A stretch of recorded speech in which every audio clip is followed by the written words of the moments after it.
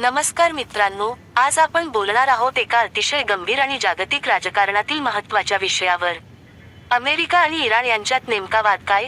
America खरंच इराणवर सैन्य कारवाई करेल का? आणि जर युद्ध झालं तर त्याचा भारतावर आणि जगावर काय परिणाम होईल?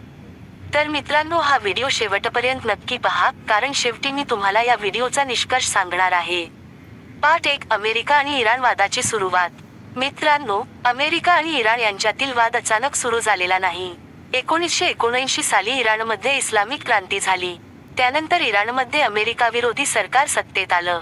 इराणने स्पष्टपणे सांगितलं, आम्हाला अमेरिका किंवा इस्रायलचा दबाव नको.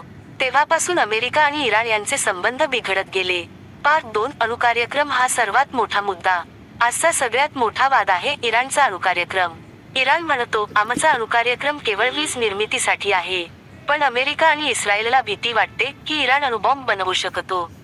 याच कारणामुळे अमेरिकेने इराणवर कडक आर्थिक निर्बंध लावले, तसेच तेल निर्यातीवर बंदी आणली. इराणची जागतिक अर्थव्यवस्था कमकुवत केली. तरीही इराण मात्र झुकायला तयार नाही. पार्ट 3. इस्रायल आणि मध्यपूर्व देशातील राजकारण. मित्रांनो, इथे एक महत्त्वाचा खेळाडू आहे इस्रायल. इस्रायलसाठी इराण हा सर्वात मोठा धोका आहे. इराण थेट इस्रायल नष्ट करण्याची भाषा करतो. इराण हा हिजबुल्ला, हमास, येमेनमधील हुथी बंडखोर यांना अप्रत्यक्ष पाठिंबा देतो. अमेरिका मात्र इस्रायलच्या बाजूने उभी आहे. म्हणूनच अमेरिका आणि इराण यांच्यातील संघर्ष अधिक तीव्र होत चालला आहे. पार्ट 4. अमेरिकेचे सैन्य इराणवर कारवाई करेल का? आता सगळ्यात मोठा प्रश्न, अमेरिका इराणवर थेट हल्ला करेल का? उत्तर आहे, पूर्ण युद्धाची शक्यता कमी आहे. कारण युद्ध करणे आर्थिकदृष्ट्या परवडणारे नाही आणि त्यामुळे संपूर्ण मध्यपूर्व देश अस्थिर होईल आणि तेलाचे दर सुद्धा आकाशाला भिडतील. अमेरिका आधीच अनेक आघाड्यांवर अडकलेली आहे. पण मर्यादित कारवाई शक्य आहे, जसं की इराणच्या अणु ठिकाणांवर हवाई हल्ले, सायबर हल्ले, इस्रायलमार्फत अप्रत्यक्ष हल्ले. पार्ट 5. युद्ध झालं तर भारतावर काय परिणाम होईल?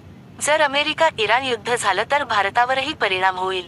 तेलाचे दर वाढतील, पेट्रोल डिझेल महाग होईल, महागाई वाढेल, मध्यपूर्वेत काम करणाऱ्या भारतीयांवर परिणाम होईल.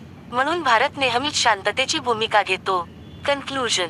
तर मित्रांनो, निष्कर्ष असा की अमेरिका आणि इराण यांच्यात तणाव आहे, पण सध्या थेट युद्ध टाळण्याचा प्रयत्न सुरू आहे. राजकारण, निर्बंध आणि अप्रत्यक्ष संघर्ष सुरू राहतील. एक छोटी चूक मोठ्या युद्धात बदलू शकते.